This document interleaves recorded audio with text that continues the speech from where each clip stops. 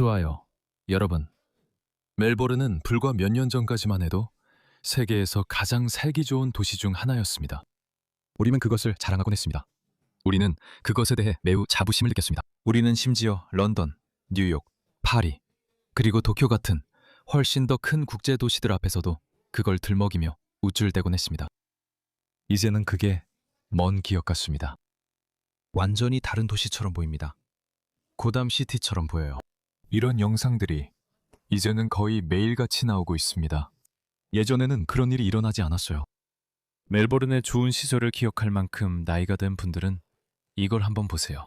좋은 저녁입니다. 폭력배들이 포트 멜버른에서 가장 번화한 거리에서 난동을 부리며 무장하지 않은 두 남성을 쫓아가 공격했습니다. 이 갱단은 대낮에 매복 공격을 하면서 금속 막대기와 해머를 사용했습니다.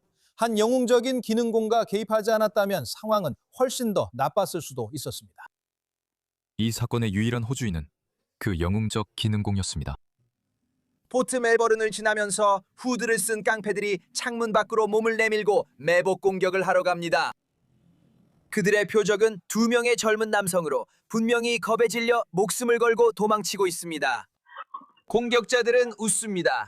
한 피해자는 자비를 구하지만 그는 주먹질과 발길질, 짓밟힘을 당하고 금속 막대기로 맞습니다. 최소 6명으로 이루어진 이 갱단은 집요하게 한낮에 난동을 부리고 있습니다. 다른 피해자가 주먹질을 당해 비명을 지르자 근처에 있던 작업자가 외침을 듣고 달려옵니다. 그 쾅 하는 소리는 갱단이 훔친 SUV에 대형 망치를 던진 소리입니다. 차에 던져진 벽돌도 몇 개 있었던 것 같아요. 이 아이들이 다른 아이들을 때리는 걸 막으려고 했던 거죠. 정말 엄청난 충격이었어요. 한 청소년은 심지어 해머까지 훔쳐가고 모두가 차에 올라탄 뒤 곧바로 도망쳤어요. 그들의 피해자들은 마침내 도망칠 수 있었습니다. 제발 저 여기 없어요. 미안해 친구야. 안 돼. 미안해, 나다. 그는 괴로워하고 무서워했지만 저는 믿지 않고 그냥 가게에서 나가라고 했어요. 아이들이 이런 일을 하겠다고 생각과 배짱을 가진 게 무섭네요.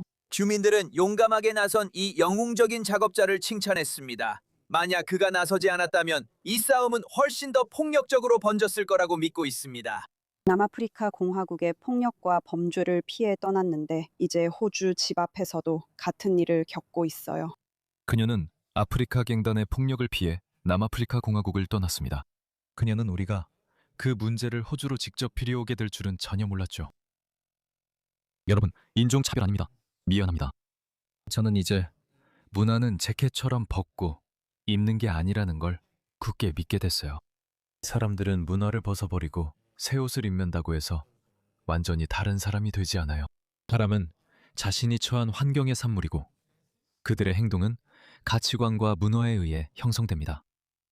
원래 그런 식으로 작동하는 거죠.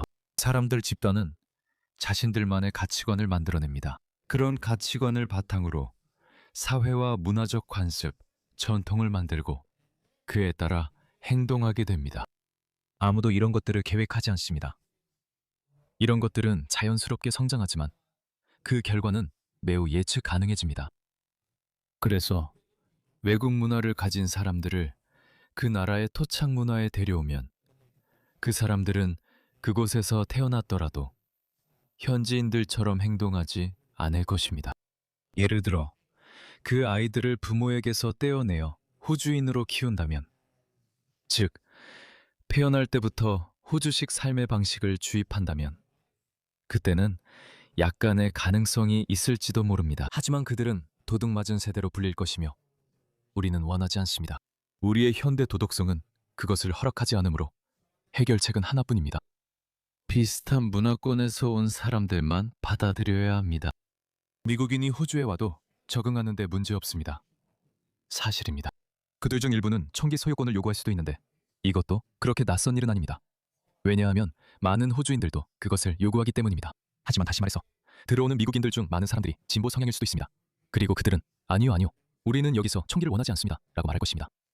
그게 바로 이유입니다. 영국이나 캐나다, 미국, 뉴질랜드에서 온 사람이면 우리에게 미치는 영향이 그렇게 크지 않지만 완전히 다른 문화권에서 온 사람들을 받아들이면 훨씬 더 큰 영향을 미치게 됩니다. 시리아나 튀니지, 파키스탄, 방글라데시에서 온 사람들을 받아들이면 그 변화가 확실히 느껴질 것입니다. 그리고 실제로 우리가 지금 그걸 느끼고 있습니다. 알고 계신가요? 우리는 보수 진영에서 호주인의 70%가 호주에서 태어나지 않았다는 주장을 자주 듣습니다. 그들 중 상당수는 사실 영국이나 뉴질랜드에서 태어났지만 우리는 그들을 잘 알아보지 못합니다. 왜 우리는 그들을 알아보지 못할까요? 제가 호주 독재자라면 남아프리카와 영국에서 온 백인들을 모아 이슬람주의자들에게 넘기라고 하겠습니다. 호주는 진정한 초강대국이 될 수 있습니다. 정말로 초강대국이 될 수 있습니다. 1인당 기준으로 만약 호주가 영국 태생의 영국인들만 받아들인다면 호주는 초강대국이 될 것입니다. 왜냐하면 우리는 문화적 통합이나 동화 문제를 겪지 않을 것이기 때문입니다. 이 사람들은 대대로 이어온 부를 가져올 것입니다. 이 사람들은 그들의 기술을 가져올 것이고 제3세계적인 습관은 가져오지 않을 것입니다.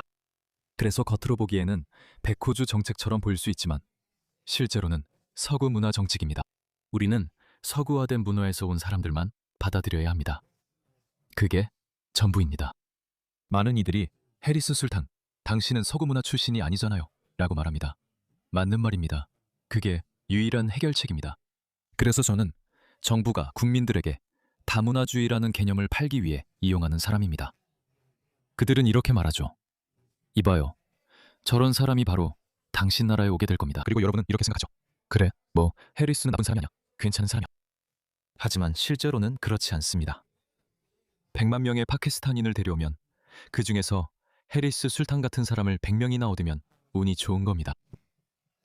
그러니까 여러분은 기본적으로 나라의 미래를 걸고 도박을 하는 셈입니다.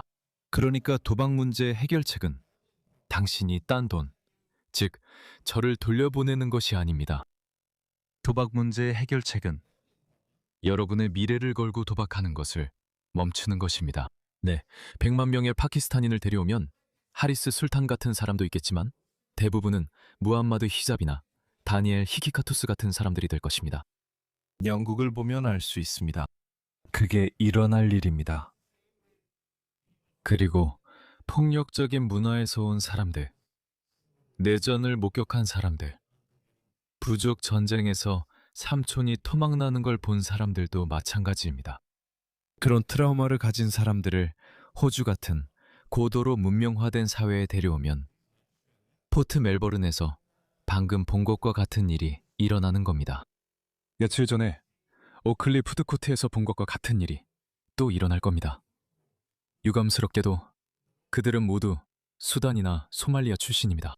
주말에 또 다른 수단 출신 사람이 호주인을 차로 치는 일이 있었습니다.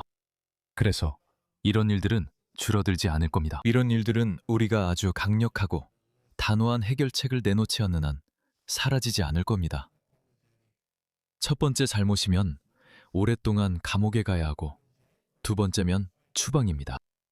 그리고 이제 막 이주해 온 분들 중에서 만약 당신이 호주 가치관과 맞지 않는 문화를 가지고 있다면 미안하지만 개인적으로 좋은 사람일 수는 있어도 우리는 이제 그런 위험을 감수하고 싶지 않습니다. 알겠습니까?